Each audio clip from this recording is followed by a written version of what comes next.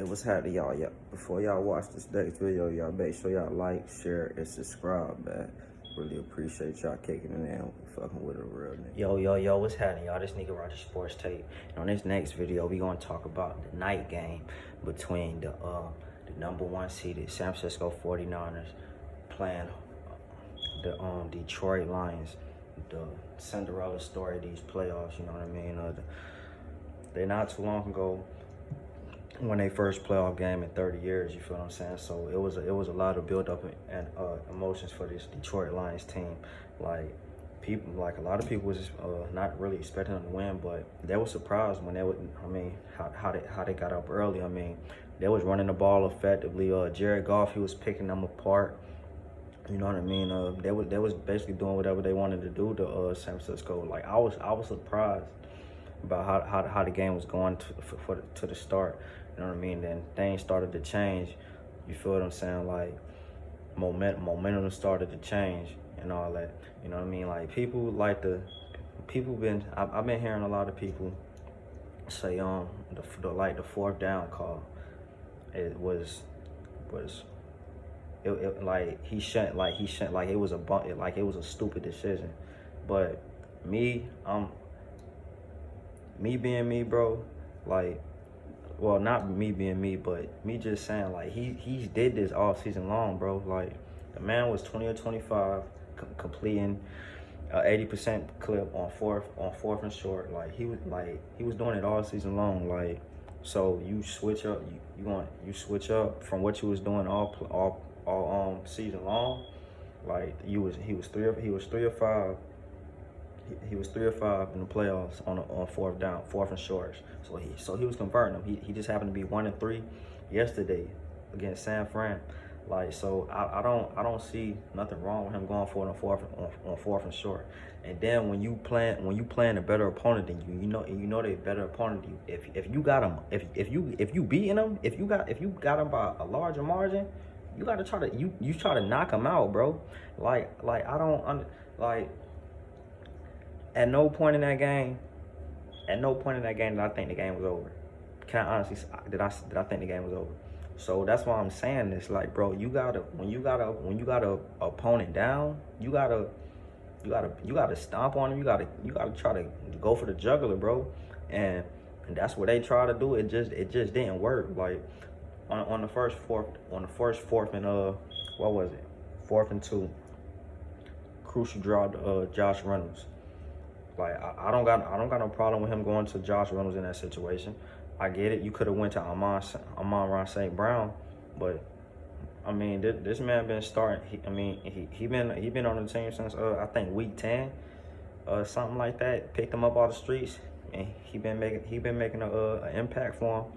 Like, whenever I've been watching the Detroit Lions, he just didn't do it yesterday. Then they had another crucial drop. I forgot who it was. I forgot who it was. They had another. It was a 4th down.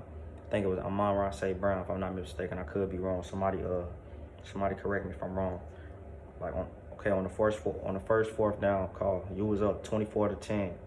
Like I'm saying, bro, you gotta go for the jugular, bro. You could go for the field goal in that situation, but again, that just alludes to my point that I always say all the time. I got it from You feel what I'm saying? Field goals get you beat in playoff games. Touchdowns win you games. Like, you pick and choose what you want to do. You want to be the loser or you want to come out on top? Hey, I'm trying to come out on top all the time. And that's what Detroit was trying to do. You feel what I'm saying? So you can't say, yo,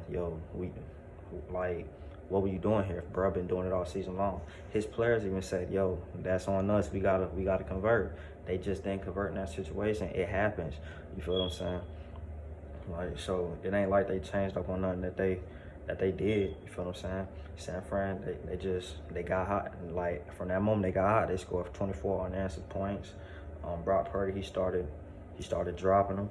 You feel what I'm saying? Then when you need to get it done, when them throws starting to prove to be vital, Brock Purdy did what he had to do to lead San Fran back. He was 7 of 15 in the first half, 93 yards, interception. Second half, different story.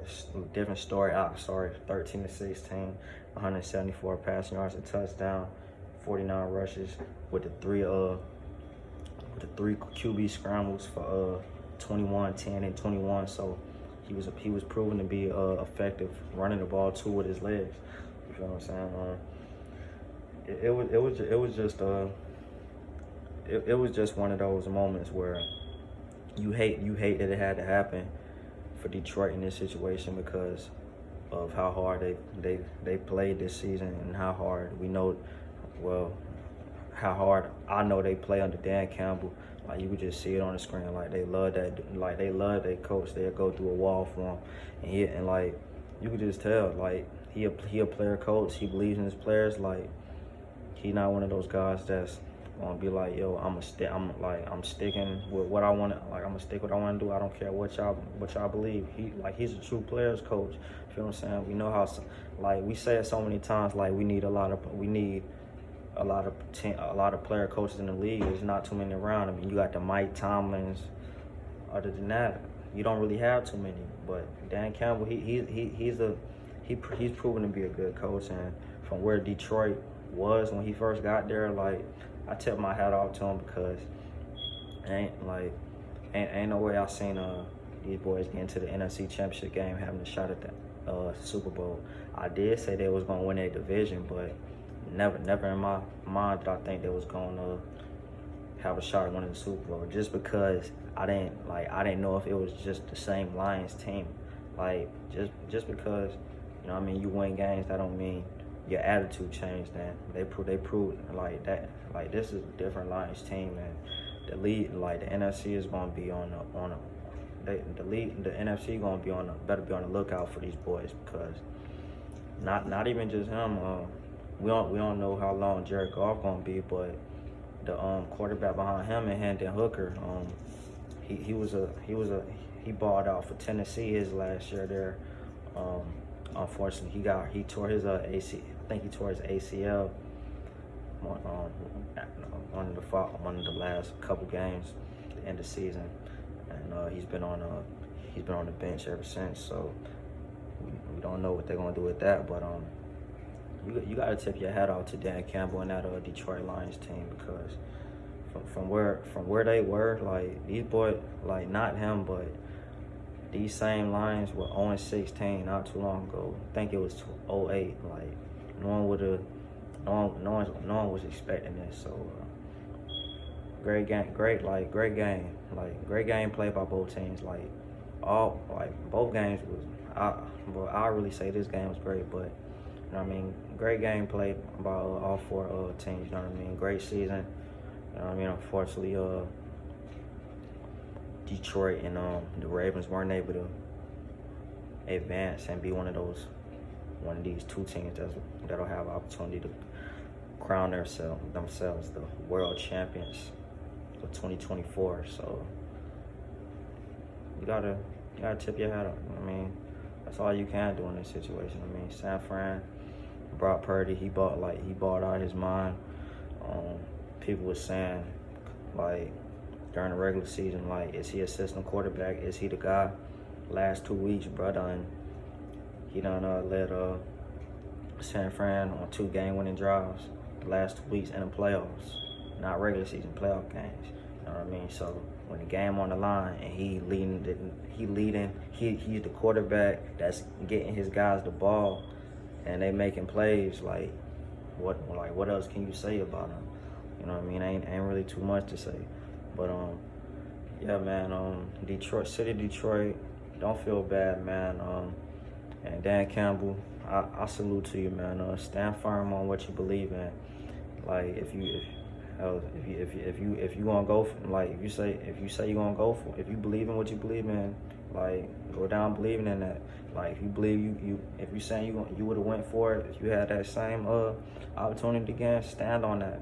I respect you for that. It's because it be too many people that come out and be like, oh well, that's easy to say because it's hindsight now, but bro, like if like that man, like shit would have been a totally different outcome if those 2 drops weren't drops.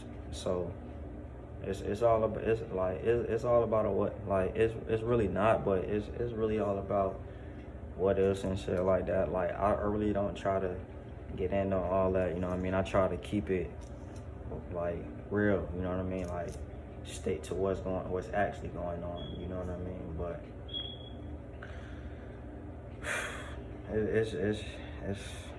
it's crazy, man. But hopefully they Detroit we're able to regroup next season. Because like I said, I'm rooting for Dan Campbell in this squad. I really do wish the best for him. You know what I mean? It's just a crazy way to go out. I mean, let me read out the stats for y'all though. I mean, Brock Purdy, 20 of 31, 267, a touchdown, INT. McCaffrey, 20 rushes, 90 yards, rushing, 2 TDs, 4 receptions, 42 yards. They advanced to a Super Bowl for their first time. They first one since 2019, so it's been a little minute since they been back. So hopefully they able to rewrite some wrongs from their last Super Bowl, in which Jimmy G was their quarterback. Now they got a different guy in Brock Purdy. Hopefully he doesn't fold under pressure and turn back into the last pick in the draft.